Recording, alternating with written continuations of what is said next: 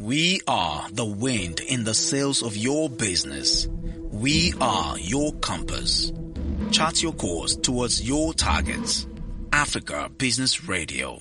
Towards a profitable Africa.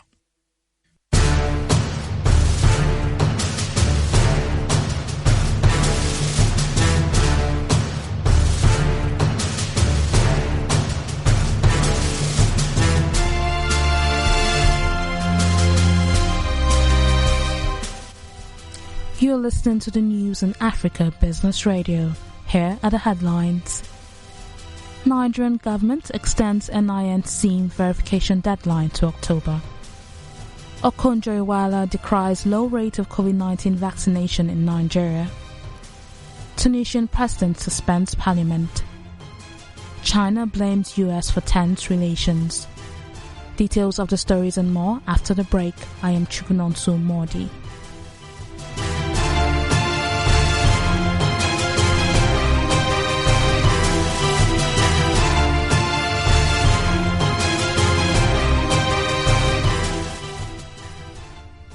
The federal government has approved the extension of the deadline for the National Identification Number SIM data verification to October 31.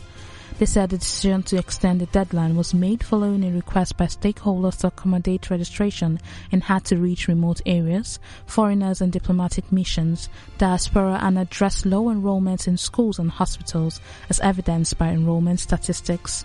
It also followed a review of the progress of the exercise, which indicated significant progress, hence the need to consolidate the gains of the enrollment and NIN-SIM verification process across the country. They added that there are over 5,500 enrollment systems within and outside the country, and this will significantly ease the NIN enrollment process and subsequent linkage of NIN to SIM. The Socio-Economic Rights and Accountability Project and the Center for Journalism, Innovation and Development have filed a lawsuit against President Muhammadu Buhari and the Minister of Information and Culture, Mr. Lai Mohammed, over the order stopping journalists and broadcast stations from reporting details of terrorist attacks and victims.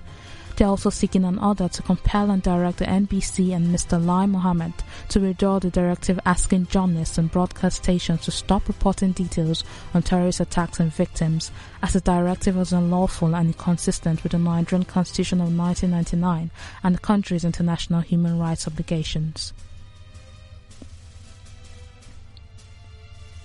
The Nigerian National Petroleum Corporation has revealed that it sold a total of 2.106 trillion naira of refined products to Nigerians between February 2020 and February 2021, with petrol taking a huge chunk of 2.070 trillion naira of the entire sales. The corporation also disclosed that in terms of quantity, 17.215 billion litres of fuel, accounting for 99.37% of total refined products, were imported during the period under review. The NNPC noted that 188.15 billion naira was made on the sale of white products in the month of February 2021, lower than 190.72 billion naira sales recorded in January 2021. The NNPC stated that 1.414 billion litres of white products were sold and distributed, compared with 1.436.40 billion litres in the month of January 2021. The National Oil Company says this comprised 1.414 billion litres of petrol and 0.17 billion litres of diesel consumed by Nigerians during the period. Director General of the World Trade Organization, Dr. Ngozi Okonjo-Iweala, has lamented the low rate of COVID-19 vaccination in Nigeria and Africa in general. Okonjo-Iweala says to fill the wide immunization gap, WTO was ramping up vaccines productions with a target of 11 billion doses by the end of this year, way beyond the present output level of 3.8 billion. Okonjo-Iweala said the vaccines production volume had been increasing, with the figure in June growing by 1.1 billion, representing a 45% increase from May production. She, however, says most doses end up in the developed countries and vaccine inequity continues, and vaccines producers need to change the story.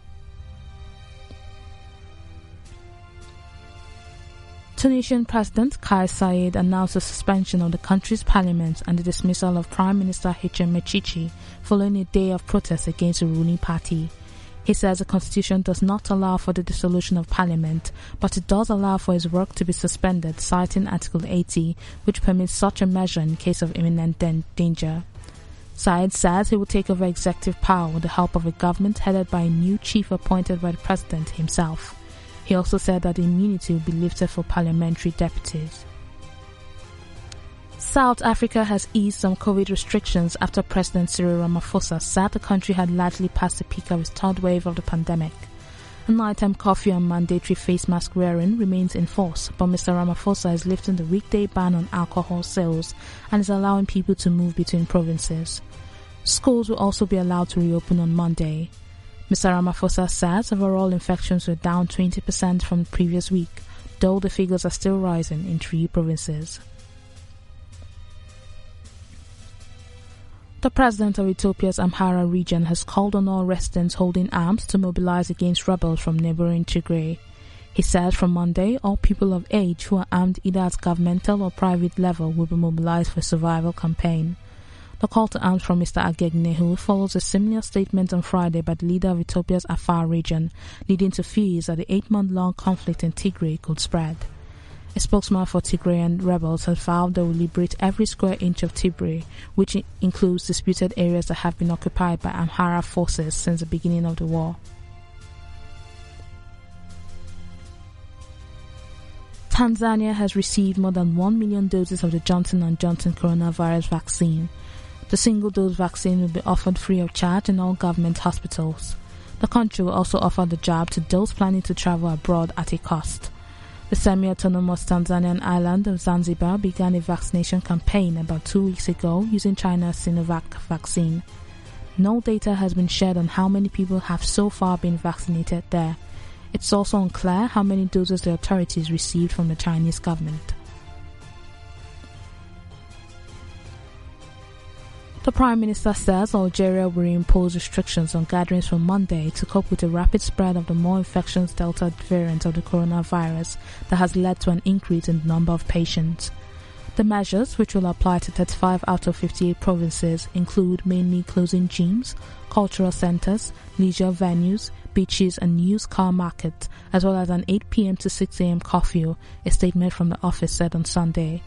The State Research Center, Pasteur Institute says the Delta variant caused 71% of total infections for July, and the North African country has so far reported a total of 162,155 infections, including 4,063 deaths since the pandemic began early last year.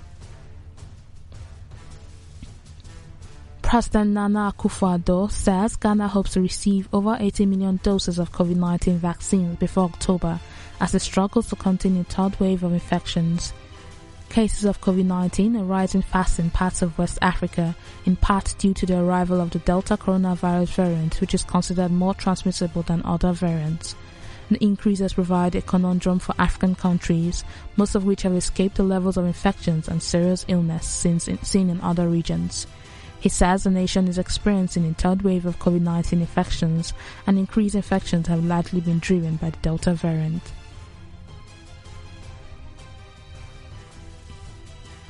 China has blamed the United States for what is called a stalemate in bilateral relations, as high-level face-to-face talks began in the Chinese city of Tianjin.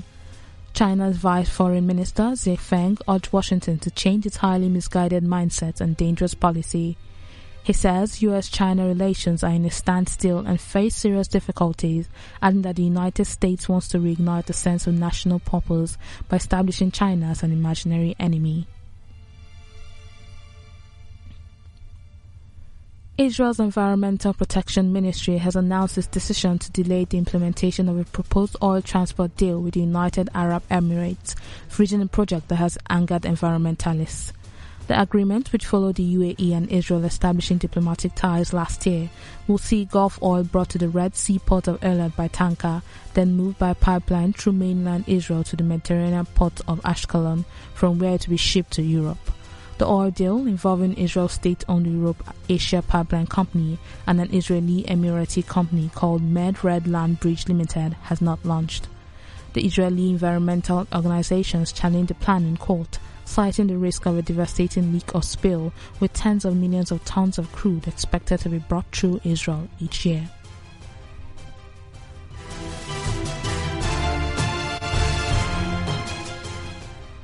Before we go, let's take another look at some of the major stories.